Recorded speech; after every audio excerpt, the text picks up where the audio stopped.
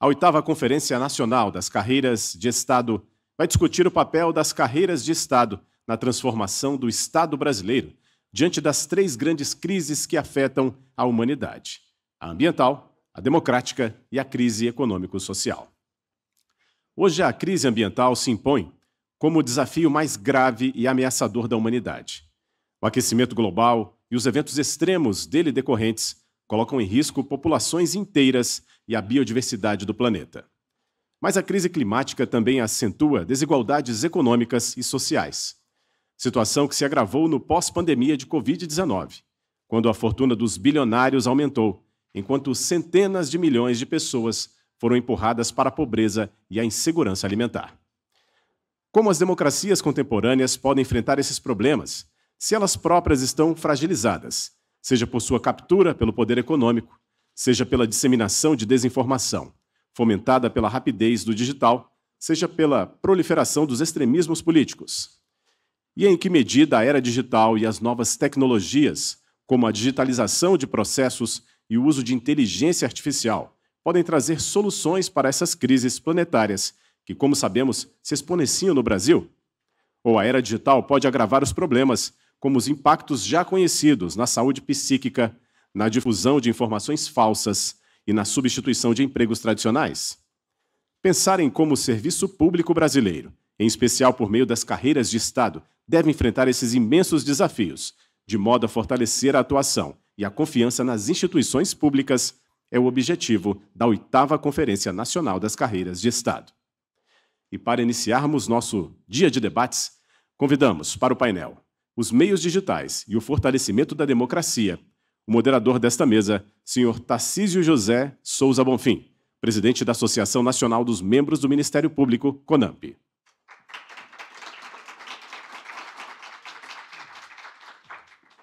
Como palestrante, convidamos senhora Carina Natércia Souza Lopes, advogada da União, mestre em Direito pela Universidade de Brasília e atualmente é a Procuradora Nacional da União de Defesa da Democracia.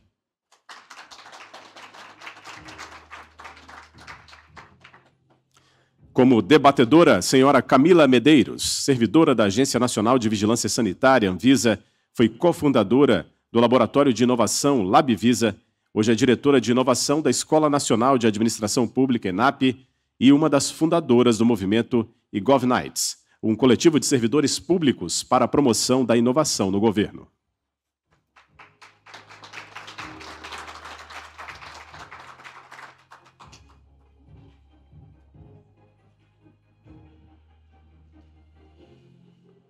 Por gentileza, os componentes podem tomar assento. E lembramos que as perguntas aos palestrantes poderão ser feitas por meio de formulário de perguntas disponível com as recepcionistas nas laterais deste auditório. Para início dos trabalhos, com a palavra o presidente da mesa, senhor Tarcísio José Souza Bonfim.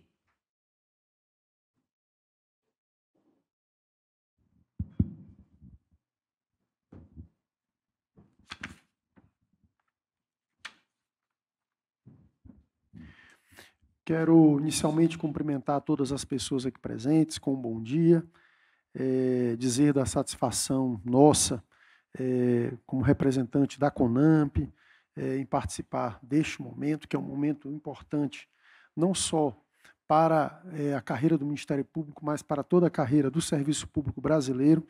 E aqui nada mais oportuno e necessário do que dar as boas-vindas à doutora Carina, à doutora Camila, que tenho certeza que nos abrilhantarão com grandes reflexões, com grande conhecimento e experiência sobre a temática do nosso painel. Mas eu queria também parabenizar o FONACAT, dizer da importância desse momento para o serviço público brasileiro, momento em que nós precisamos reafirmar a nossa importância e, como dizia na palestra de ontem, na palestra inaugural, o ministro Anastasia, trazer aqui referências nessa perspectiva da conferência em que vai nos oportunizar trocar conhecimento, trocar experiências e, sobretudo, traçar novos caminhos, novas metas para que o serviço público possa se reafirmar enquanto ideal, enquanto necessário, enquanto premente para a nossa democracia. Não existe Estado forte, não existe democracia, não existe Estado democrático de direito se nós não tivermos um serviço público de qualidade, onde as carreiras sejam respeitadas, valorizadas, preparadas e, sobretudo, tenham a possibilidade de, numa perspectiva de união, uma perspectiva de cooperação, trabalharmos juntos, de mãos dadas, para alcançarmos aquilo a que nos propomos enquanto cidadãos ocupantes de cargos públicos, que é alcançar e garantir o bem comum para todas as pessoas do nosso país. Mas nós temos também, enquanto integrantes da sociedade, cidadãos que somos, e enquanto integrantes de carreiras do serviço público, alguns desafios que se avolumam nos dias de hoje em decorrência da perspectiva e dos acontecimentos da revolução digital que está em andamento, seja a nível de Brasil, seja a nível mundial. Nós temos, por exemplo, que calibrar o exercício da democracia e, por assim dizer, o exercício das liberdades, e aqui eu faço um recorte para falar sobre a liberdade de expressão, com o direito das demais pessoas, com a limitação ou a regulamentação do Estado acerca desse exercício, porque nenhuma liberdade, nenhum direito ele é absoluto, e nós temos que encontrar um calibre, de modo que, ao traçarmos metas ou ao Estado participar deste processo de regulamentação, ao fazê-lo, não atinja ou não diminua, não mitigue o exercício da democracia. Então, se apresenta a todos nós, mas nós encontraremos luzes na fala da doutora Camila e da doutora Karina, que nos possibilitará traçar esses novos caminhos. Mas eu queria também trazer para a reflexão de todos, enquanto representante do Ministério Público, que nós temos, e aqui eu vou enumerar rapidamente, 5 pontos positivos e 5 pontos negativos da era digital. Nós temos um grande risco para o serviço público, que é a perspectiva de distanciamento da sociedade. Nós temos que analisar, por exemplo, quais serão os efeitos em curto prazo, em médio prazo e longo prazo de uma pandemia da Covid-19 que nós todos enfrentamos, em que o uso da inovação, o uso da tecnologia, ele foi acelerado, teve acelerada a sua implementação no serviço público, porque nós precisávamos dar a resposta para todos os problemas que tínhamos ali.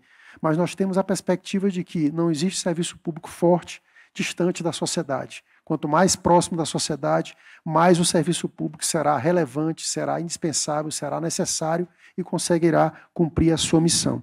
Então, nessa perspectiva, eu quero trazer para a reflexão, enquanto pontos positivos da era digital, a perspectiva de acesso à informação. As pessoas, nos dias de hoje, a partir dos seus telefones celulares, elas têm acesso a informações de todos os quadrantes do nosso mundo, a perspectiva também da participação popular, a possibilidade de potencializarmos a transparência de nossas ações, a transparência governamental, a perspectiva também de mobilização social. Não existe democracia sem que se possa garantir que as pessoas se reúnam, as pessoas discutam os temas, as pessoas se mobilizem, e a perspectiva também de inclusão.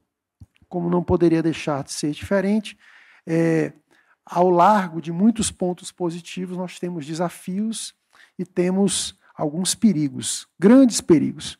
A perspectiva da desinformação, das fake news, que é algo que tem sido tratado de forma muito contundente por todos os segmentos do Estado e principalmente neste momento atual em que enfrentamos eleições municipais.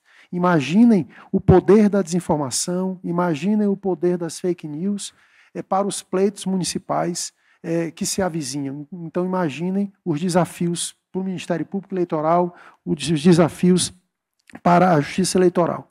De outro lado, também, nos últimos anos, nós temos observado bolhas informacionais, onde algoritmos são utilizados para que determinado grupo de pessoas estejam condicionadas ou sejam alimentadas com informações de uma mesma monta, sem a perspectiva de multiplicidade, sem a perspectiva de uma reflexão mais ampla, sem a perspectiva de alcançarem outros conhecimentos que lhe permitam formar uma posição mais abalizada sobre tudo aquilo que rege, sobre tudo aquilo que acontece no seu dia a dia. Então, há de se trazer também essa referência. Numa perspectiva em que, até mesmo do ponto de vista bíblico, e o cristão sabe disso, que nós temos que amar a Deus e amar o próximo, né? Com todo respeito à religião de cada um. Não estou aqui para trazer uma perspectiva de amealhar para determinada região. Mas se é bíblico, e é bíblico, que nós devemos amar o próximo, nós, nos últimos anos, temos olhado uma perspectiva totalmente contrária a esse olhar, a esse sentimento, que é o sentimento do discurso do ódio e da polarização.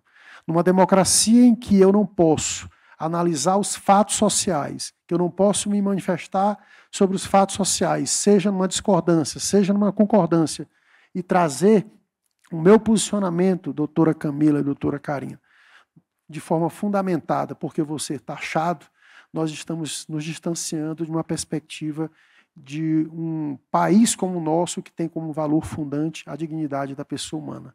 Então, há de se também refletir sobre essa perspectiva.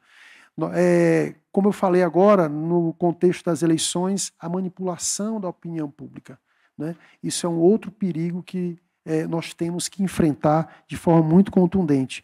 E a desigualdade no acesso. Nem todas as pessoas têm acesso à internet ainda.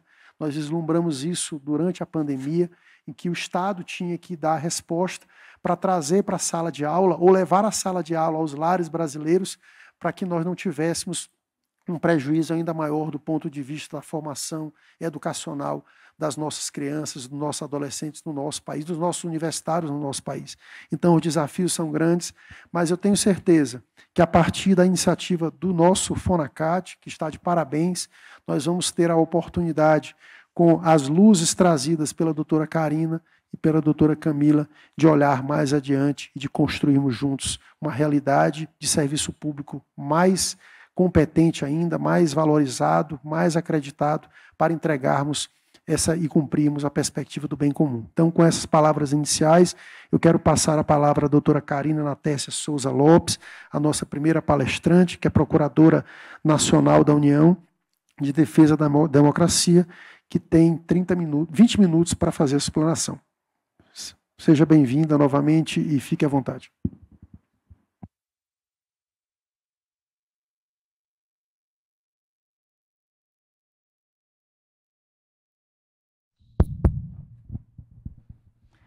Olá, gente, bom dia. Meu nome é Karina Natécia, sou advogada da União. Atualmente, sou a Procuradora Nacional da União de Defesa da Democracia, na Advocacia Geral da União. E vim aqui com vocês, com muita honra, obrigada pelo convite, compartilhar um pouco umas reflexões, né, desses debates tão necessários e tão importantes para a sociedade brasileira, que é o nosso tema pulsante da democracia e da nossa vida, da nossa inter-relação diuturna nas plataformas digitais, que acaba atingindo a vida de todo mundo.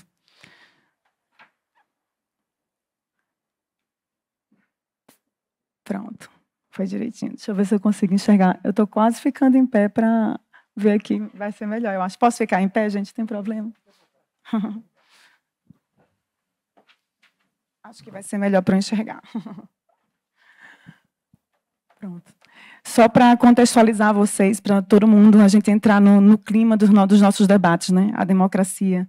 A gente precisa cuidar da democracia desde sempre, mas com toda essa nova era, essa nossa vida digital que todos nós estamos inseridos, né? Nas nossas relações pessoais, nas nossas relações negociais, empresariais, profissionais, emocionais, a gente precisa debater a democracia por um outro foco.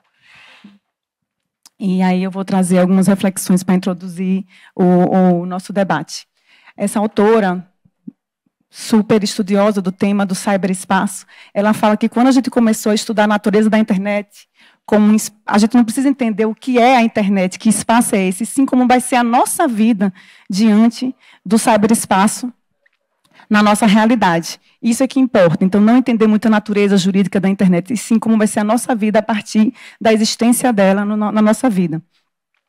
A gente não pode entender como muitas pessoas pensam, tanto que tem gente que fala, não precisa regulamentar a plataforma digital, deixa uma autorregulação. Acho que esse debate tem que ser muito profundo, né? Se vai ser uma autorregulação regulada, se vai ter uma participação estatal, participação da sociedade, de entes privados, sem ser as empresas que cuidam das plataformas digitais, porque a gente não pode imaginar nem entender que o ciberespaço ele é apartado do mundo real.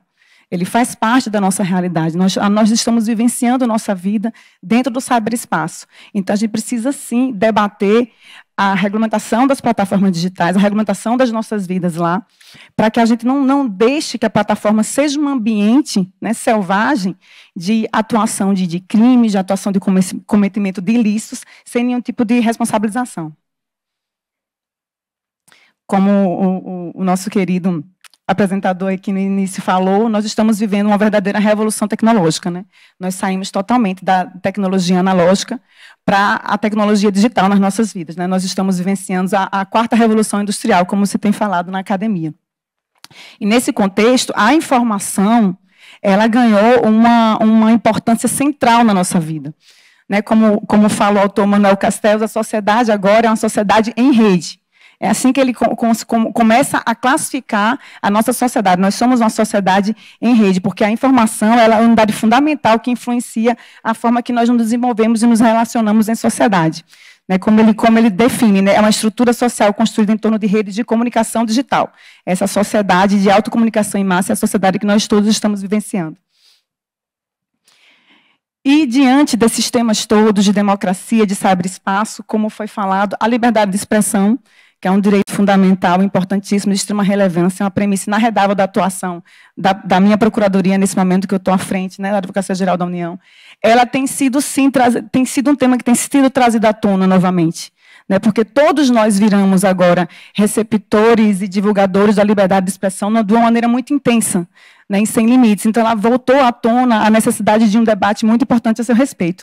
O artigo 19 da Declaração Universal dos Direitos Humanos e o artigo 19 do Pacto Internacional sobre Direitos Civis e Políticos protegem a liberdade de expressão. E o que é importante destacar é que, dentro do conteúdo da liberdade de expressão, nós temos a liberdade de procurar, receber, difundir informações. Faz parte do seu núcleo essencial. Nesse sentido, a gente não pode esquecer que a liberdade à informação também é, em si, um direito fundamental. Então, é isso que a gente tem que destacar. A liberdade de expressão ela não é um direito fundamental ilimitado, e dentro do seu núcleo, a liberdade de informação faz parte do seu núcleo fundamental, e é importante a gente debater a necessidade de proteção de uma liberdade de informação consistente, clara, precisa, verídica. A Assembleia Geral da ONU, inclusive, agora, conforme esse informe para a nossa agenda comum das plataformas digitais, em outubro de 2023, né, faz um ano, ela chegou a declarar a liberdade de informação é um direito humano fundamental e alicerce de todas as liberdades às quais estão consagradas as Nações Unidas.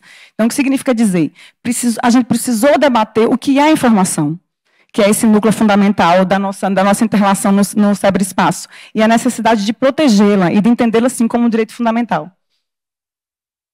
A relatoria especial sobre a promoção e proteção de liberdade de expressão, também como consta nesse informe bem recente aqui das Nações Unidas, ela, tratando liberdade de expressão e tratando da liberdade à informação, traz uma conceituação que ninguém nunca tinha pensado sobre isso antigamente, né? Desinformação, isso não era uma palavra comum no nosso dia a dia. Hoje em dia a gente fala de ecossistema desinformacional, cadeia desinformacional, virou uma expressão mais comum no nosso dia a dia, porque é a realidade que a gente está vivendo, né? Como todo mundo virou um pouco jornalista de internet, de WhatsApp, todo mundo é receptor, divulga, recebe informação, a gente precisou tratar, mas o que é a desinformação? A gente precisa se preocupar com isso?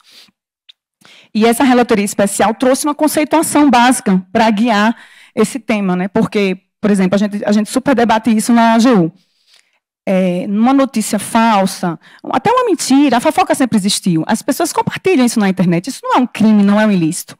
O que a gente vai tratar como algo prejudicial para a sociedade, algo prejudicial para a democracia, é uma desinformação que contém informação falsa, com que seja uma divulgação intencional e que tenha o objetivo de causar sérios danos. É nesse sentido que a desinformação ela é prejudicial e ela tem que ser combatida. Aí eu vou trazer depois alguns exemplos de atuação da Procuradoria da Democracia, que vocês vão entender que não é um simples compartilhamento de uma informação falsa ou de uma mentira que a pessoa pode fazer sem nenhuma intenção. de causar prejuízo. Todo mundo pode ter feito isso, algum parente seu ter feito. Não é esse o objeto de atuação, nem o objeto de preocupação nossa. Dentro desse nosso novo mundo, né, de democracia, cyberespaço, desse exercício de liberdade de expressão exacerbado de todos nós, a academia, as comunidades internacionais começaram a debater e trouxeram essa expressão nova, que agora também tem sido muito falada, que é a integridade da informação. Né? A informação ela tem que ser íntegra. Né? Então, esse é o sentimento e o debate que tem sido estabelecido em âmbito internacional. Né? A proteção e a promoção da integridade da informação exigem que o ecossistema digital ofereça informação confiável, consistente, clara e precisa. Então, a informação ela tem que ser íntegra. É nesse sentido que a gente tem que entender o que acontece no ciberespaço e entender como a gente vivencia o ciberespaço. Porque a gente sabe, a gente tem visto isso, todo mundo tem vivenciado, a produção de desinformação descredibiliza o funcionamento das instituições públicas. Né? Nós temos visto exemplos recentes e cruéis no mundo inteiro a respeito do quanto a desinformação, o discurso do ódio, isso prejudica o funcionamento de instituição democrática, prejudica totalmente o funcionamento do Estado. Manifestações e plataformas digitais não podem ser realizadas para gerar desinformação sobre as políticas públicas, nem minar a legitimidade de instituições democráticas, nem causar pânico na população, porquanto atuar causa prejuízos concretos ao funcionamento eficiente do Estado democrático de direito. Vou tentar correr aqui, que o tempo, eu gosto de falar bastante, vou tentar ser mais rápido. Né? Então, como a gente tem falado, nesse novo nosso contexto no ciberespaço, o que é que a gente tem que se atentar? Para a informação falsa, a desinformação e o discurso de ódio. Né, porque eles enfraquecem a confiança, a eficiência do funcionamento das instituições democráticas. Né, e o jornalismo independente. Né, como a gente estava até conversando aqui antes de começar, todos nós viramos que meio jornalistas sem um editorial, sem uma preocupação com checagem de fatos, né, só trazendo narrativa sem nenhuma preocupação. E isso traz prejuízos para a sociedade, para o funcionamento como um todo. Então, o jornalismo independente também é algo que a gente tem que debater com muita seriedade, porque ele é de extrema importância para a democracia. Como fala esse autor, Kassenstein, que ele fala super sobre democracia e ele traz ensinamentos muito importantes a esse respeito, e isso é inegável. Né? O ciberespaço ele é um espaço de consolidação e engrandecimento da democracia, isso é inegável. Né? A gente tem mais acesso à informação, a gente compartilha mais notícias, a gente lê mais, estuda mais, sabe o que está acontecendo do outro lado do mundo, mas também pode sim, e isso também é um objeto de preocupação muito relevante, pode sim ser um espaço de retrocesso diante da indústria da fake news, diante do discurso de ódio, diante da desinformação. E isso significa que a gente tem, sim, que adotar medidas de combate às ameaças à integridade da informação, porque a gente precisa de um ecossistema digital saudável. E, nisso, as plataformas digitais têm responsabilidade, a sociedade tem responsabilidade, o Estado tem responsabilidade, e cada cidadão também. Né? A gente também tem que ter, isso tem que ser começado a pensar se as escolas não vão ter no futuro, vão ter que investir em educação midiática, em educação digital. A gente também vai ter que aprender a usar as notícias do ciberespaço. Né? Nós temos que ir para fontes de checagem segura, entender como a gente vai verificar a verdade, porque, assim, a gente pode debater o que é verdade, fazer um debate filosófico a respeito. Não, fatos são fatos. Claro que você tem narrativas e interpretações, mas um fato objetivo é um fato objetivo. Né? Se uma enchente aconteceu, a enchente aconteceu. Isso você não vai dizer se é mentira ou se é verdade. Né? Então, assim, a gente precisa ter um exercício, a gente precisa ter ferramentas, a gente precisa da ajuda das plataformas digitais com relação à checagem de fatos, para que a informação seja confiável, seja clara, seja precisa. Estávamos falando também sobre esse filósofo sul-coreano, né, que ele fala que a gente está passando por um grande risco na realidade atual, da gente passar da democracia para a infocracia, do poder do povo, ele ser substituído pelo poder da informação. Então, a gente tem que ter muita preocupação para a democracia não ser degenerada. Ele identifica que já estamos passando por uma crise por causa exatamente desse acesso exacerbado à informação, sem nós sabermos da realidade dos fatos, da claridade, da precisão da informação. Então, por isso que a questão da liberdade de informação com limites, o direito à informação, que é um direito fundamental, a gente saber identificar o que é discurso de ódio, o que é informação falsa, prejudicial, isso é muito importante para que a sociedade funcione de uma maneira melhor e democrática. Estamos vivendo, né, como a gente sabe que o Karl Popper fala do paradoxo da tolerância, né? Nós não podemos ser tolerantes ao infinito, senão você vai acabar com a própria existência da tolerância. Né? E isso também a gente pode trazer para a democracia. Estamos vivenciando também um paradoxo democrático. Né? A gente não pode não ter limites, não cuidar da democracia, não fazer uma democracia militante, não fazer uma democracia defensiva. E nós temos uma linda legislação, a Constituição Federal, que estabelece um sustentáculo jurídico para a gente fazer a defesa da democracia e a gente não cair no paradoxo democrático e a gente não perder a democracia como nosso regime de governo tão importante. Que eu falo um pouco da responsabilização das plataformas digitais, vou tentar passar mais rápido para não ficar muito apertado o tempo, que a gente sabe da necessidade. Né? A Advocacia Geral da União acabou de se manifestar nas repercussões gerais do Marco Civil da Internet, falando da importância da regulamentação das plataformas digitais, né? Falando sobre o artigo 19 do Marco Civil da Internet, que as plataformas elas têm, sim, que serem responsabilizadas antes de uma decisão judicial, foi o posicionamento da AGU, porque elas devem adotar práticas que promovam um ambiente informacional saudável e que respeitem os direitos humanos. Pronto, vou falar um pouco agora da atuação da Advocacia Geral da União, do que a AGU está fazendo em prol desses temas tão importantes e tão relevantes. Né? Nós estamos com uma equipe especializada, direcionada, porque recebemos muitas demandas na AGU a respeito desses temas de fake news, de democracia, então a AGU precisou se organizar e colocar uma equipe especializada para estudar os temas. Né? Como eu acho que todas as carreiras de Estado têm que se organizar e têm que estudar, porque é um tema que está pulsando e que precisa de cuidado e atenção. Só para vocês entenderem um pouco da Procuradoria que eu estou à frente. Nós temos 2 coordenações lá, uma Coordenação Geral de Defesa da Democracia, que tem como objetivo principal fazer a defesa das instituições democráticas, a integridade das ações públicas federais, a proteção das funções públicas e o combate à desinformação sobre as políticas públicas federais. Inclusive, esse tema, combate à desinformação sobre as políticas públicas federais, eu acho que a grande maioria dos nossos trabalhos são com relação a essas desinformações. Nós recebemos muitas demandas, aí demanda do povo, por meio de ouvidoria, demanda dos ministérios, sobre desinformação que prejudica a credibilidade da política pública federal e acaba prejudicando a entrega eficiente para a população. Então, acho que nosso grande produto entregue é com relação a esse combate à desinformação sobre política pública federal. E temos também uma coordenação de representação de agente público federal e eleitoral, que já é uma atuação que a AGU já cuida com a Lei 9.028 faz tempo, que a gente pode representar judicialmente qualquer agente público federal que, no interesse da União, em razão de alguma atividade, alguma atuação no exercício da sua função, esteja sendo demandada em alguma ação judicial e tem a ver com o seu trabalho e a União tem interesse, a gente pode fazer a defesa em nome do agente. É uma competência que a gente tem também. Aqui, para vocês terem ideia, né, a Procuradoria houve essa organização desse grupo especializado, né, com o decreto que passou aqui um pouco mais cedo na tela, em janeiro de 2023, só que como a ideia era fazer uma regulamentação da Procuradoria de maneira muito legítima, houve a criação de um grupo de trabalho para um estudo transdisciplinar, e acadêmicos, atores de vários estados, em âmbito federal, em âmbito estadual, colegas de universidade, debateram a regulamentação da Procuradoria. Então, ela começou a funcionar mesmo, efetivamente, só em maio de 2023, porque aí foi, diante desse grupo de trabalho instituído, que houve a participação de acadêmicos, laboratórios cibernéticos, atores federais, estaduais, etc., foi criada a portaria 16 de 2023, que regulamentou o funcionamento da Procuradoria. Então, desde maio de 2023, nós recebemos, já aumentou mais um pouquinho, porque a gente tem atualização semanal, esses números agora estão só até agosto, a gente vai fazendo a alimentação, mas já tem mais do que 107, mas assim, a quantidade é pequena de requerimentos, se vocês pensarem.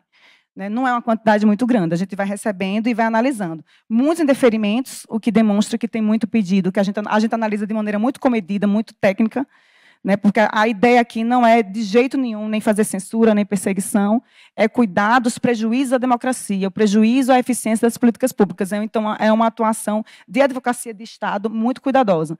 Então, vocês vão ver que são muitos indeferimentos, e eu acho que a próxima agora mostra aqui a nossa quantidade, que já mudou um pouquinho, mas é mais ou menos no mesmo nível. Muitos deferimentos da nossa atuação, já tem mais do que 10 andares, nas últimas semanas chegou bastante. Vou falar um pouco dessa característica da nossa Procuradoria. Apesar dela ser uma Procuradoria do Contencioso, ela é ligada à Procuradoria-Geral da União, então ela não é um órgão consultivo dentro da Advocacia-Geral da União, que a gente tem essas duas vertentes. A gente tem uma atuação consultiva muito diferenciada, exatamente pelo tema ser novo, por não ter regulamentação. Nós usamos a nossa criatividade jurídica na equipe para poder trazer soluções para os problemas. Então, nós fazemos muitas atuações extrajudiciais, né? Já que não tem regulamentação, mas usando as nossas legislações já existentes, Código Civil, Código do Consumidor, Constituição Federal, e os próprios termos de uso das plataformas digitais, porque elas têm seus termos de uso, com o que pode ser feito no ciberespaço, com o que não pode ser feito. A gente faz atuações extrajudiciais, a gente notifica as plataformas digitais, inclusive é um diálogo interessante e importante que a gente tem com as plataformas, eu vou dar alguns exemplos para vocês.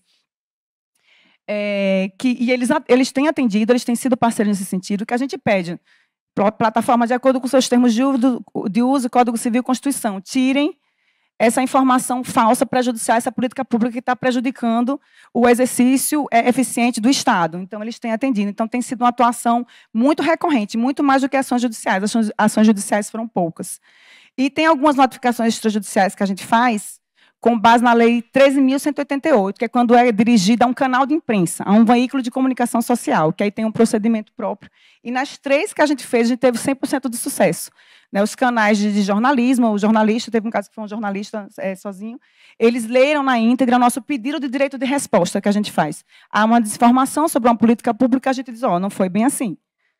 Aconteceu desse jeito, a gente pede para o canal divulgar ou ler o direito de resposta tal qual a gente pediu, a gente conseguiu 100% de sucesso nesses casos. Aqui é um resultado de notificações extrajudiciais, que eu expliquei. As notificações extrajudiciais com base na Lei 13.188 dos veículos, a gente teve 100% de resposta. Eu vou dar uns exemplos já. Dar uns exemplos de algumas ações rapidinho, eu tenho pouco tempo, mas dá para falar. Só para vocês entenderem. Por exemplo, nós tivemos uma ação judicial que a gente teve um resultado positivo.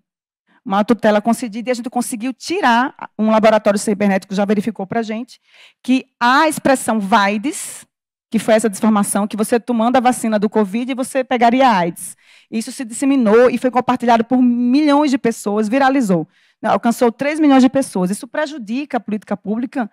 Isso é inegável, porque as pessoas param de vacinar, o Estado gasta mais com publicidade para as pessoas se vacinarem, as doenças voltam a acontecer, enfim.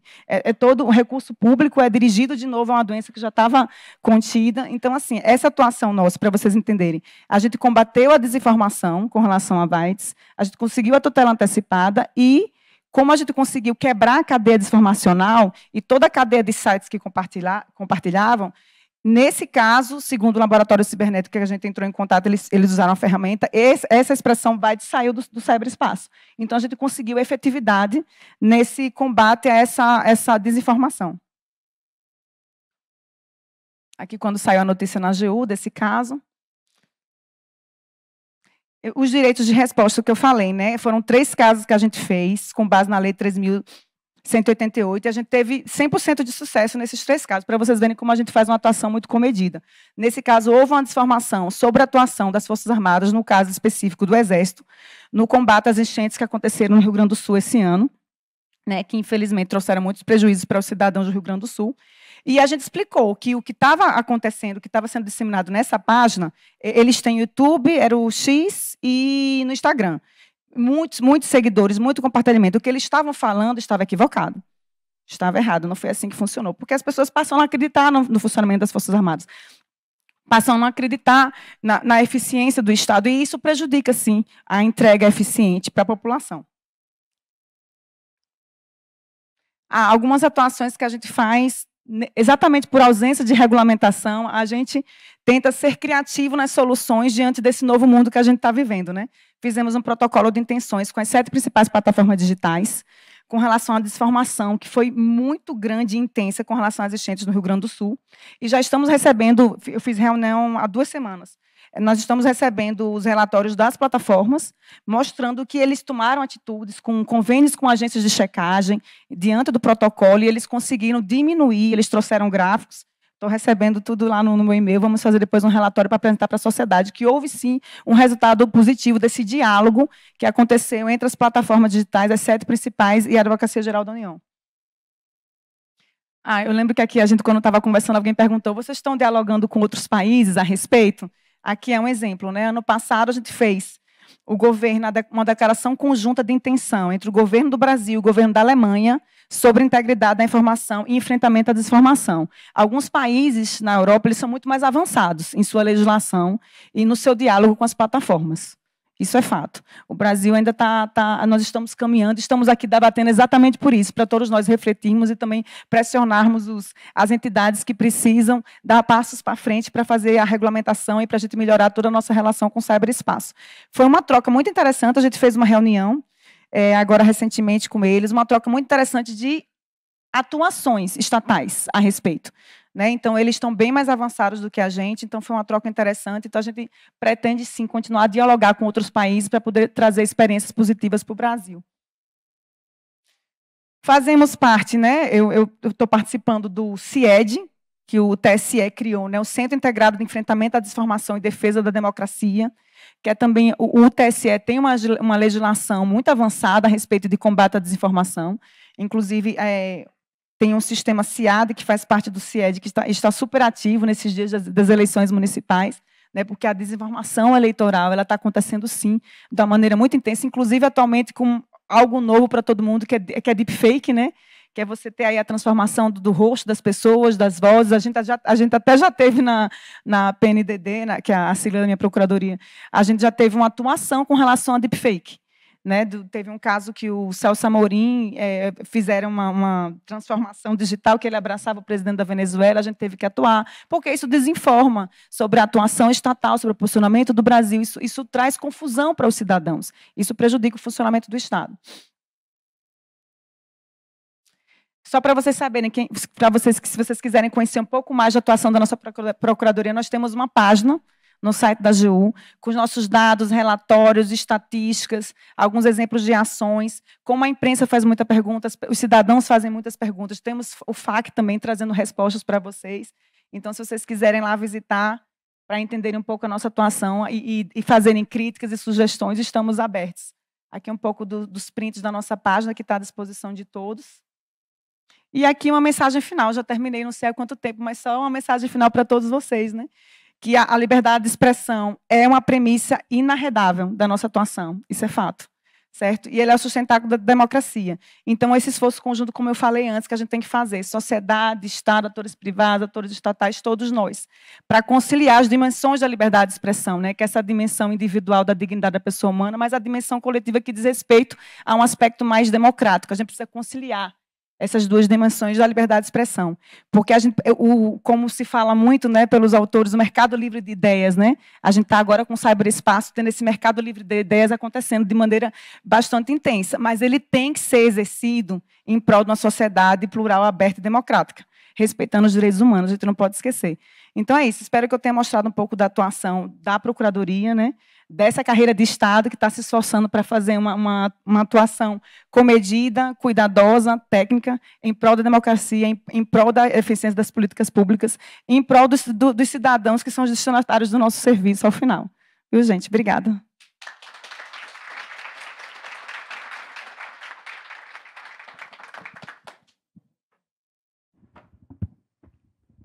Agradecer novamente à doutora Karina, parabenizá-la pela explanação e só fazer um reforço de que a expectativa foi muito além do que se tinha, com as informações trazidas, né, com as reflexões estimuladas aqui, instigadas a todos nós.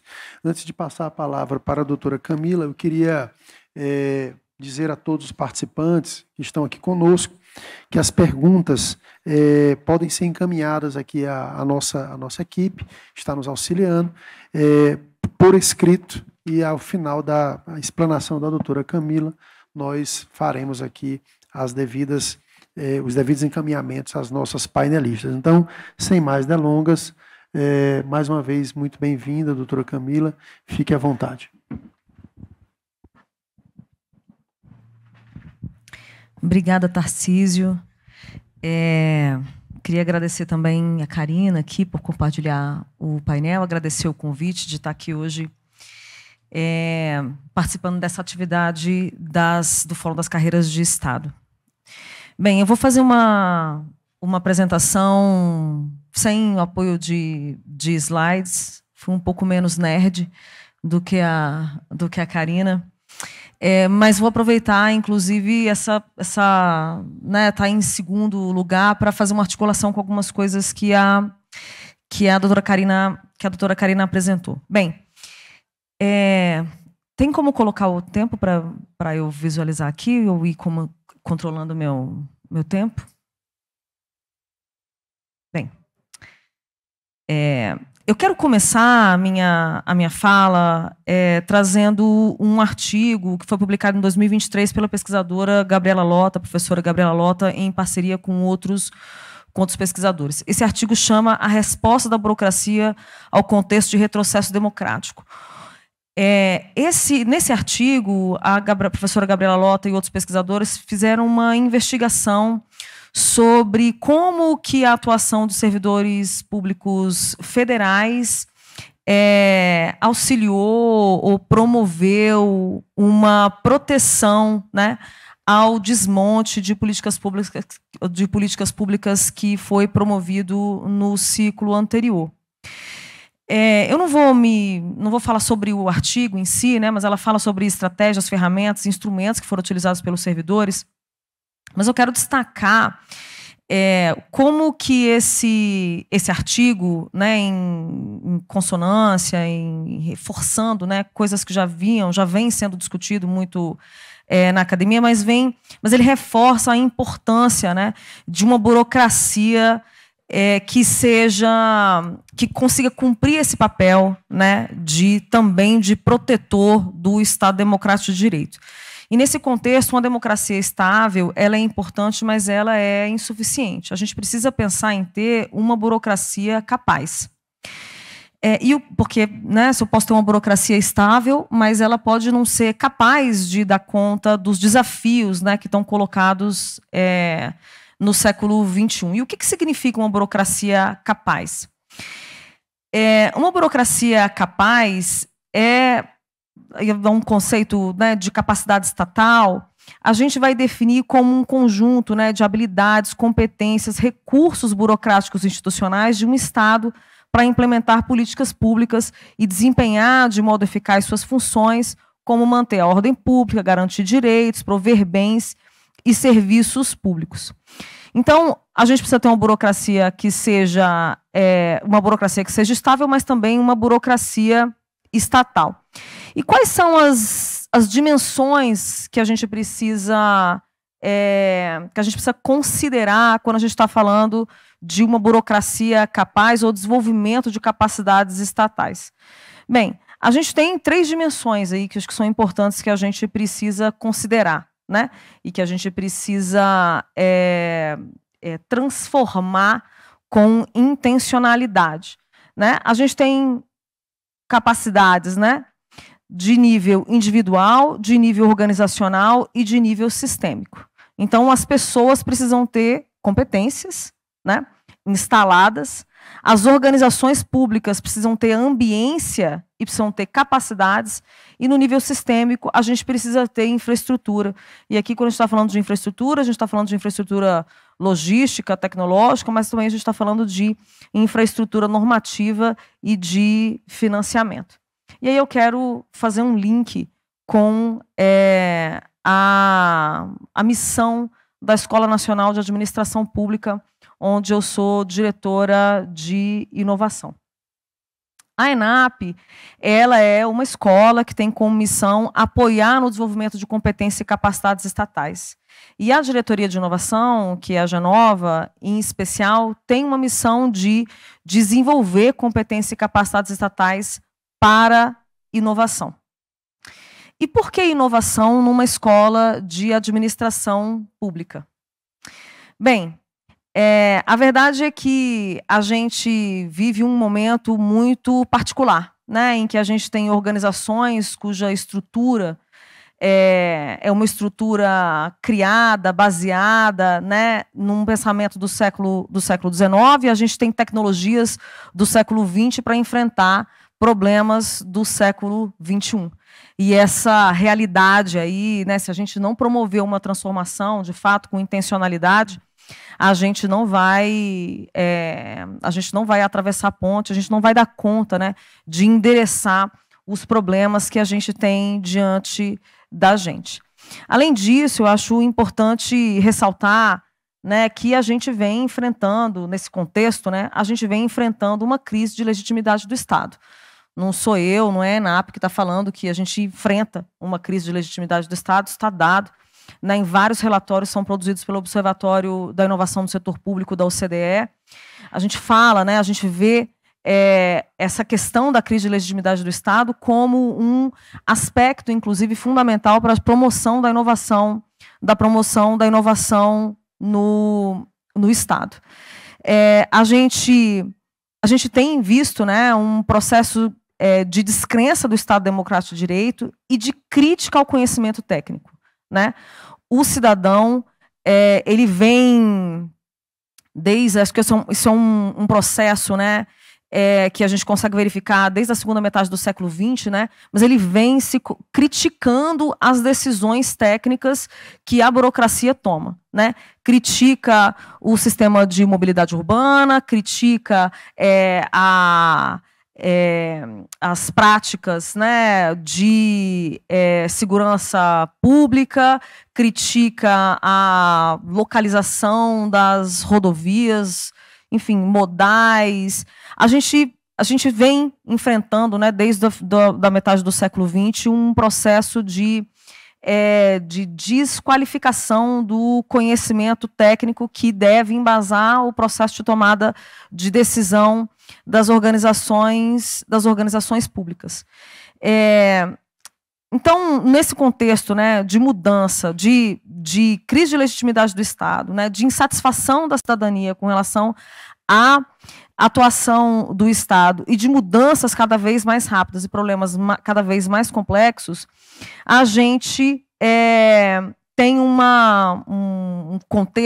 conceito, né, que é construído justamente aí na segunda metade do século XX por dois pesquisadores que eu enquanto servidora pública e designer, acho muito interessante que tenha sido um conceito que tenha sido produzido justamente por um arquiteto, um arquiteto e um designer, que é o conceito de wicked problems, que são justamente esses problemas que são interrelacionados, são multicausais, eles são problemas transfronteiriços e esses problemas não têm uma causa clara e eles não podem ser, de fato, solucionados. Cada vez que a gente olha para um wicked problem e a gente imagina e implementa uma solução, essa solução vai gerar novos problemas que vão precisar ser endereçados por novas soluções. Então, não são problemas solucionáveis, são problemas para os quais a gente vai ter soluções melhores ou piores, né? Mas a gente não vai ter nunca uma solução definitiva.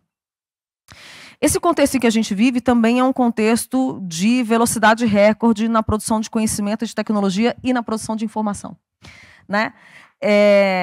E no cerne, assim, dessa nova realidade que a gente está, também está esse processo de transformação digital, e aí eu quero fazer um link com a fala da Karina, que falou antes de mim, que é a realidade imparável de que nós estamos avançando para um contexto de computação ubíqua, em que todas as nossas relações, mas todas as nossas atividades, elas vão ser mediadas ou elas vão ser apoiadas por computação.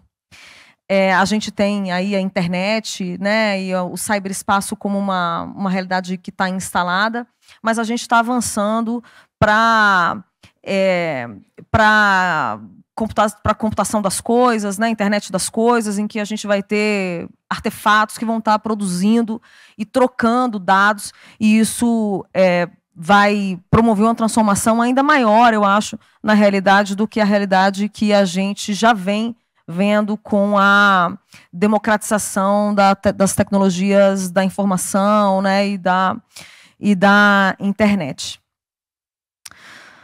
No pós-Covid, enfim, tudo isso que eu estou falando, né, são reflexões e produções que não são exatamente novidades, né, são produções, reflexões que vêm aí já da segunda metade do século XX, mas agora, no começo do século XXI, com a aceleração, né, de todo esse processo e, inclusive, numa realidade transformada pelo Covid, a gente vê o surgimento de um novo conceito que explica a realidade, que foi criado pelo James Cashew, que é antropólogo e ele é um futurista norte-americano, que é uma realidade BUNNY. É um acrônimo em inglês para falar sobre, que explica a realidade a partir de quatro elementos ou 4 conceitos, né? Que é a fragilidade, a ansiedade, a não linearidade e a incompreensibilidade. Então, a gente, enfim, estamos diante de um contexto muito desafiador, né? Para a democracia, para o Estado Democrático de Direito, para os governos e para as organizações públicas e para nós, servidores públicos.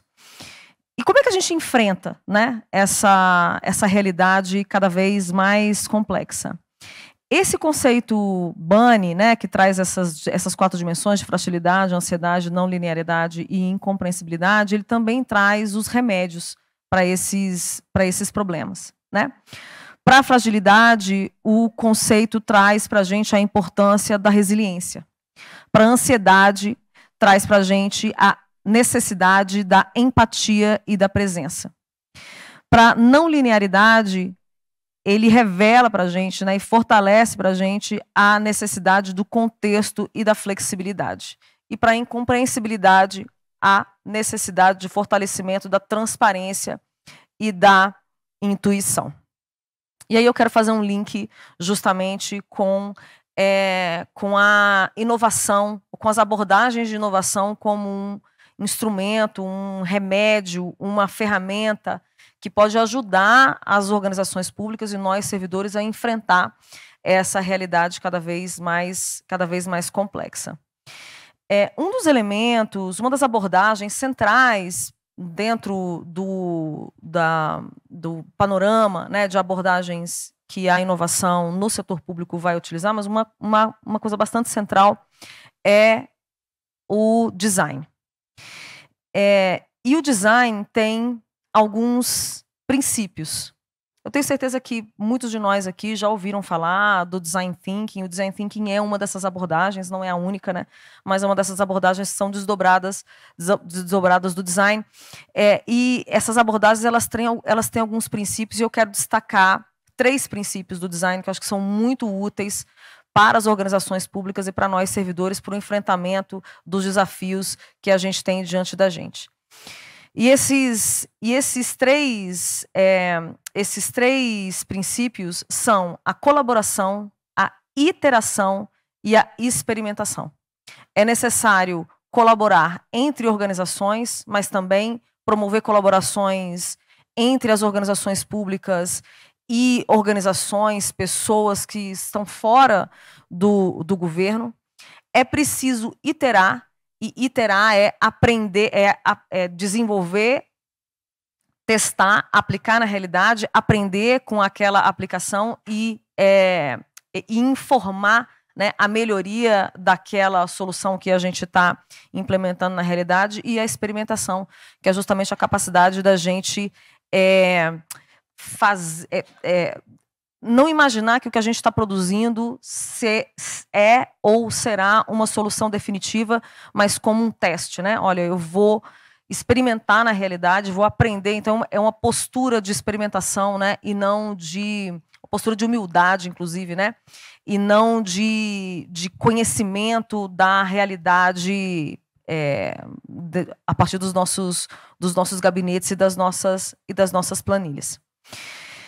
E por trás de tudo isso, né, por trás desses três princípios aí de colaboração, iteração e experimentação, está o foco nas pessoas. Os problemas são problemas das pessoas, e se a gente não coloca as pessoas no centro dos nossos processos de reflexão sobre a realidade e de imaginação, concepção e implementação das nossas soluções, a gente não vai ter soluções que sejam aderentes à realidade, que de fato gerem valor para as pessoas. A OCDE tem um observatório de inovação no setor público, e um dos produtos desse observatório de inovação no setor público é uma matriz que revela, né, uma matriz com 6 competências para inovação, né, pensando no servidor do século XXI. Dessas 6 competências, eu quero destacar 3. Né? São as competências digitais, letramento e dados. Eu acho que faz um link interessante, importante com a fala da Karina, que apresentou aqui antes de mim, mas eu quero destacar a minha favorita, que é ousadia. A ousadia é uma competência mapeada pela OCDE para o servidor do século XXI. É importante que a gente seja capaz de identificar problemas, fazer perguntas e propor soluções inovadoras para esses problemas que nós temos diante de nós. Então, é muito importante que nós, servidores públicos, né, que as carreiras, que exista uma preocupação com o desenvolvimento de competências, né, nos servidores públicos no nível individual, para que as pessoas sejam capazes justamente de fazer perguntas e criar soluções. Mas essa competência, ou o desenvolvimento dessas competências, ela é insuficiente se a gente não tem uma ambiência para inovação dentro das nossas organizações. Então, é preciso que a gente crie nas organizações espaços seguros para fazer perguntas e criar soluções, e um desses espaços seguros são justamente os laboratórios de inovação. Dentro das nossas organizações, a gente também precisa garantir, né, intencionalidade. Inovação não vai acontecer no vácuo. A gente precisa ter processos e mecanismos estruturados, a gente precisa ter deliberação para inovação. Então, mecanismos e instrumentos de inovação, né, de cima para baixo, mas também que permitam que a inovação surja de baixo para cima. E, por último, no nível sistêmico, a gente precisa de normas que deem segurança jurídica aos servidores, que protejam direitos, que promovam a equidade, ao mesmo tempo em que permitam o desenvolvimento e a incorporação de inovação. E aqui a palavra-chave é equilíbrio. A Karina estava falando na apresentação dela, né, sobre a importância da reflexão sobre como que a gente regulamenta, né, que tipo de regulamentação, que tipo de regulação a gente vai promover nesses ambientes, né, em que a gente tem tecnologias emergentes, ao mesmo tempo, justamente, né, em que a gente promova, que a gente proteja direitos e promova a equidade, mas a gente não precisa perder de vista que a gente não pode, que a regulação não pode ser ou não deve ser um freio para inovação. Muito pelo contrário, né? O governo, o Estado e a regulamentação e a regulação precisam ser drives, precisam ser elementos que promovam a inovação. E aí eu quero encerrar trazendo para a discussão aqui a produção da Mariana Mazzucato. Ela vai falar muito da importância do Estado como um driver para inovação. É o Estado que financia a inovação, financia o desenvolvimento de inovação de base tecnológica, que muitas vezes a gente imagina que foi produzido por, né, grandes corporações, gênios de grandes corporações, quando, na verdade, essas inovações elas foram desenvolvidas a partir de políticas públicas. A gente precisa saber disso, né? Nós, nas nossas organizações públicas, como atores que promovem a inovação, a gente precisa ter isso muito claro, para justamente não perder isso de vista quando a gente busca, né, tanto instalar políticas, né, e práticas de desenvolvimento de competências dos servidores, busca refletir sobre os processos, sobre a infraestrutura, sobre logística, infraestrutura tecnológica dentro das nossas organizações, mas também quando a gente vai refletir justamente sobre esse arcabouço regulatório, né, normativo, que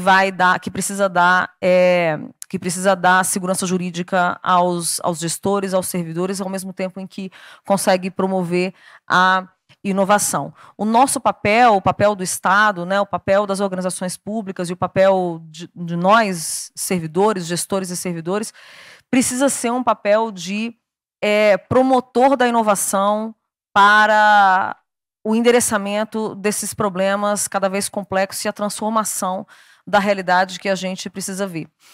A Covid, de fato, demonstrou para a gente, né, acho que a importância do Estado.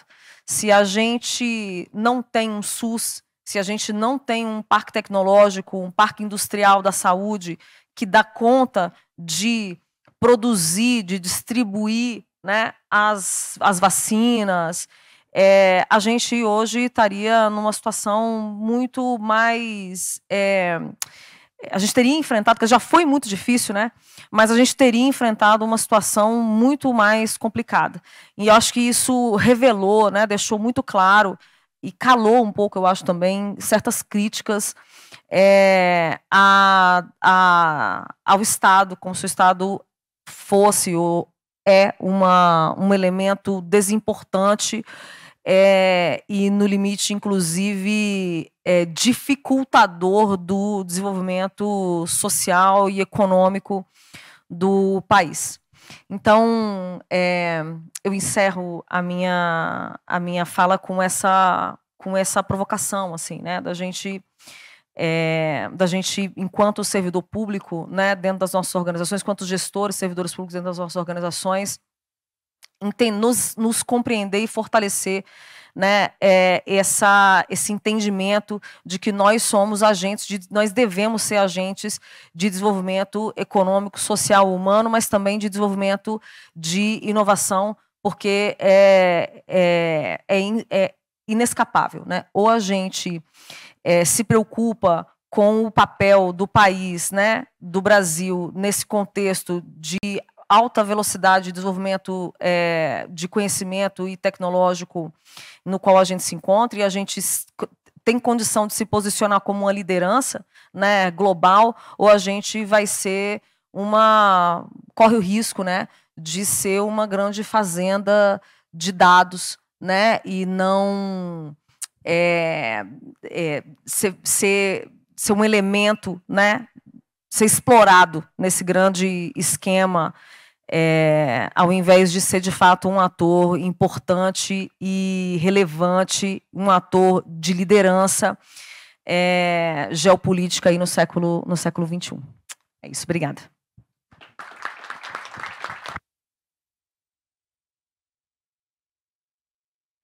Agradecer novamente à doutora Camila Medeiros, que é diretora de inovação da INAP.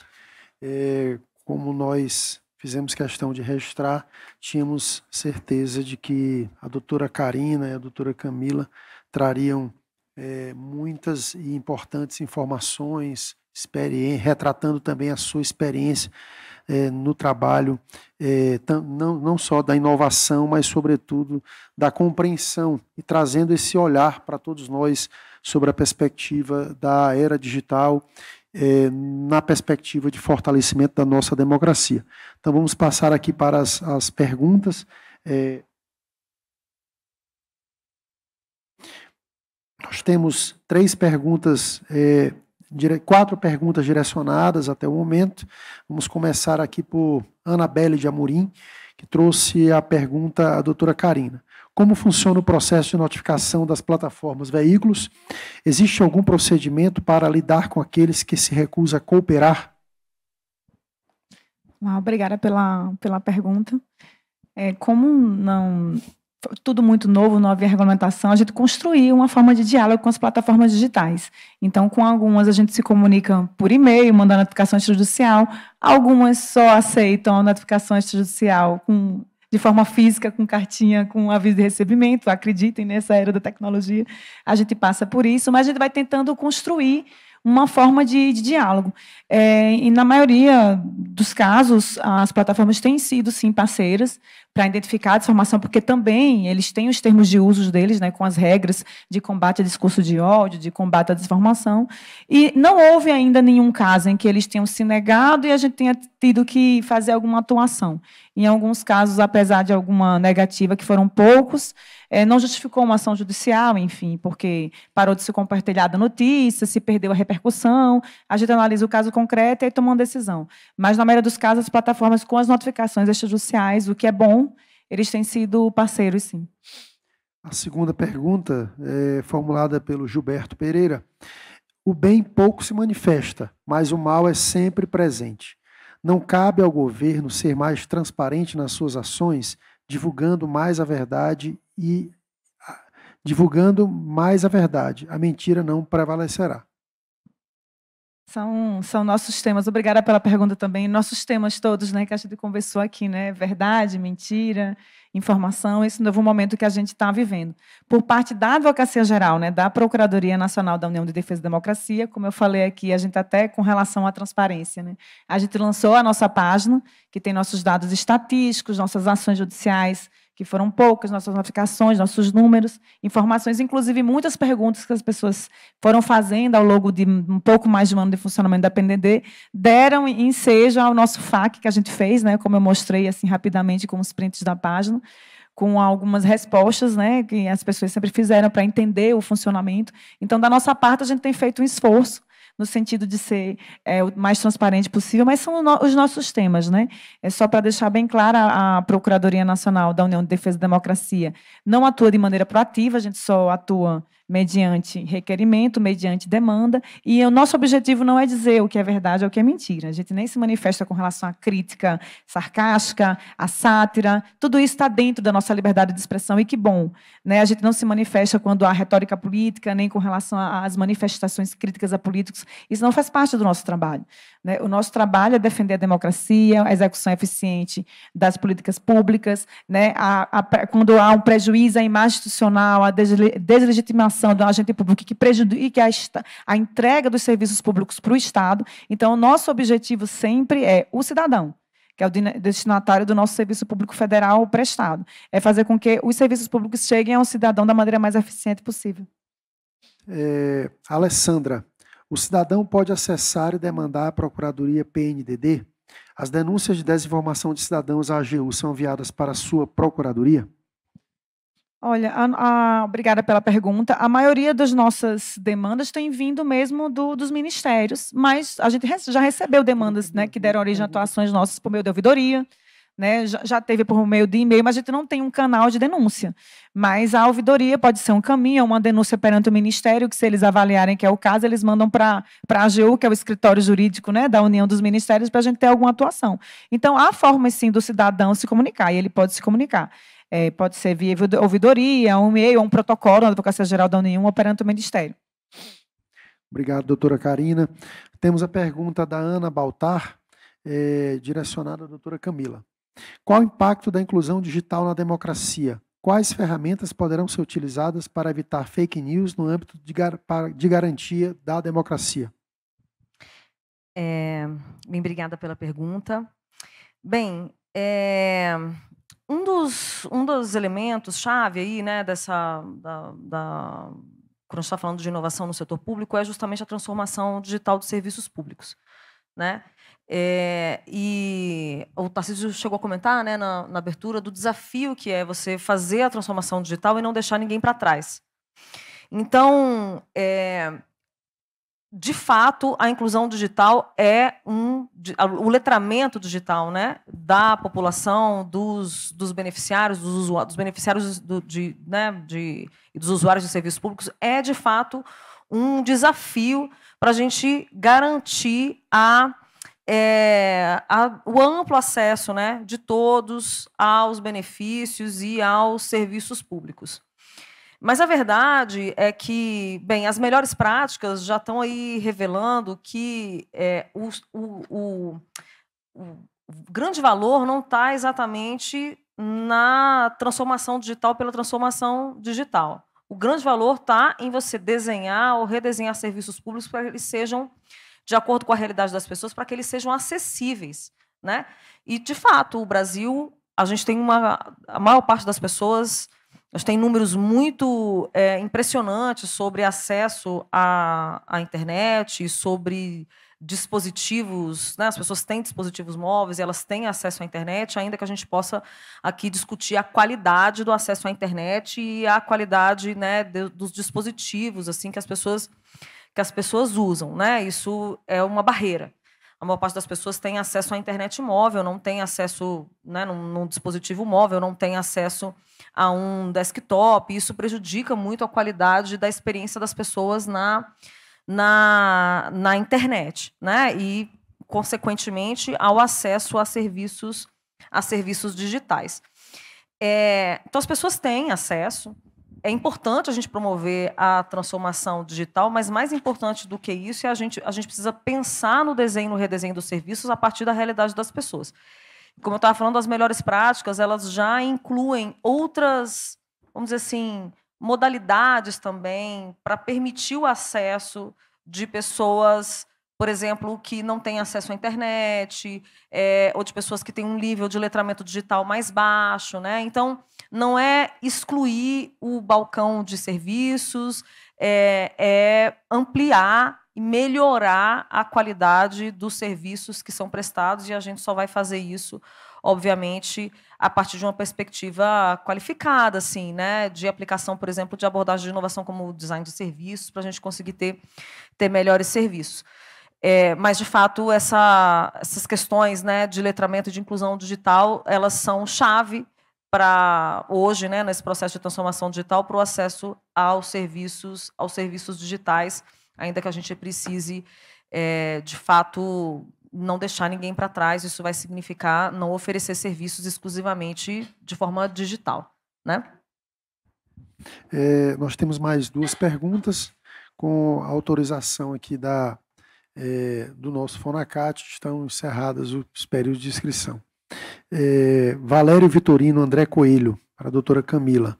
Neste contexto de inovação, como está a atuação conjunta da ENAP e MGI? Eu vou trazer as duas para a senhora responder conjuntamente. E a Milena Cavalim, em um Estado com altíssimo grau de corrupção, como conciliar controle e regulamentação e um ideal espaço para inovação no serviço público? Ótimo, obrigada. Eu adorei as perguntas, a oportunidade de explorar esses assuntos. Bem, até fazendo um link com a resposta anterior sobre transformação digital, inclusão digital e acesso a serviços públicos digitais, né? Eu vou começar falando que, bem, em primeiro lugar, a ENAP tem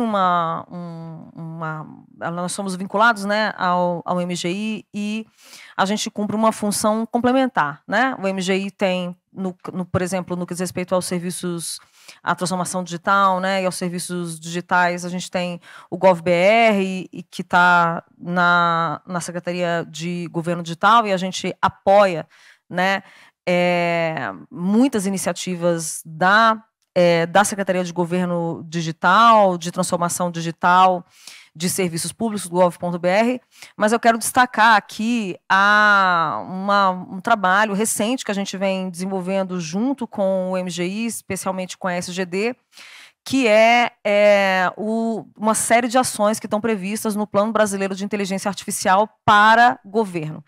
Eu quero dizer que isso é um grande avanço, né? A gente conseguiu ver dentro de uma política de CTI, né, refletido na política de CTI, a importância do governo como um agente não só típico, né, de financiamento e de promotor de pesquisa, desenvolvimento e inovação, mas também como um receptor, né, dessas tecnologias, né, dessas soluções de base tecnológica, do conhecimento que é produzido através de PDI. Então, isso para mim é um grande avanço, e a gente tem uma série de ações para a promoção do desenvolvimento e da adoção de inteligência artificial que estão no governo, que estão previstos no Plano Brasileiro de Inteligência Artificial. A gente vem trabalhando articuladamente com eles em algumas frentes. Uma frente, obviamente, eu não vou falar todos, mas duas frentes especialmente a gente vem trabalhando com a SGD nessa agenda de inteligência artificial, que é capacitação, desenvolvimento e formação do servidor para inteligência artificial, obviamente, né, considerando que a gente é uma escola, mas também na condução, no apoio, né, de projetos de pesquisa, desenvolvimento, inovação e inovação aberta para a inteligência artificial no governo. Destaque, eu acho, do momento que a gente está vivendo, né, é uma tecnologia emergente, uma onda imparável, uma coisa meio assim, tsunâmica, que vai transformar a realidade do trabalho. Então, a gente vem trabalhando nessa agenda aí com o MGI. Mas não, a gente não tem feito só isso, a gente tem uma série de outras ações, a gente apoia a SGD, apoia a Secretaria a SGP, a gente apoia a SEGES também, especialmente com o desenvolvimento e a sistematização de abordagens e metodologias de inovação que podem ser utilizadas não só pelo MGI, mas por outras organizações públicas para a promoção da inovação. E aí eu vou usar isso como gancho para responder a segunda pergunta, de um Estado, né, com corrupção, como é que a gente concilia controle e regulação e um espaço ideal para a inovação no serviço público. Minha primeira coisa que eu tenho para dizer sobre isso é a importância da transparência ativa, né? A gente precisa ter governança, instalar, né, uma governança de dados que permitam uma transparência ativa daquilo que as organizações públicas, né, fazem. Isso é absolutamente fundamental. Aqui a gente está falando de dados abertos, mas a gente também pode estar falando de outras iniciativas de transparência ativa a partir, né, de dados como observatórios, em que os dados não estão exatamente disponíveis para as pessoas manipularem, utilizarem, mas que as informações estão dadas, estão disponíveis para o controle, né, externo, para o controle social, inclusive. É muito difícil, às vezes, a gente fazer essa transparência ativa, porque isso revela fragilidades, né, nas nossas organizações, mas é absolutamente fundamental. Se a gente não tem transparência, é muito difícil a gente saber o que está acontecendo, obviamente, e conseguir propor soluções e endereçar os problemas que estão diante da gente. Então, estava até comentando, né, nas 6 competências lá da OCDE, para o servidor do século XXI, um deles é justamente o letramento em dados. Então, você tem uma governança, você ter competência, capacidade de dado instalado dentro das organizações, eu acho que é absolutamente fundamental, inclusive como um elemento que cria um espaço, né, seguro, um espaço, uma ambiência para inovação, porque os dados revelam onde estão os problemas que a gente precisa enfrentar e onde estão as oportunidades para inovação, e aí eu acho que isso é um aspecto absolutamente central, né, para a promoção de uma ambiência, de uma cultura de inovação dentro das organizações públicas. Agradecer novamente às nossas palestrantes, doutora Karina e doutora Camila. Agradecer também ao Fonacat pela oportunidade de estarmos aqui juntos para esse momento importante para todos nós. Bom, eu devolvo a palavra ao cerimonial. Uma salva de palmas aos nossos palestrantes.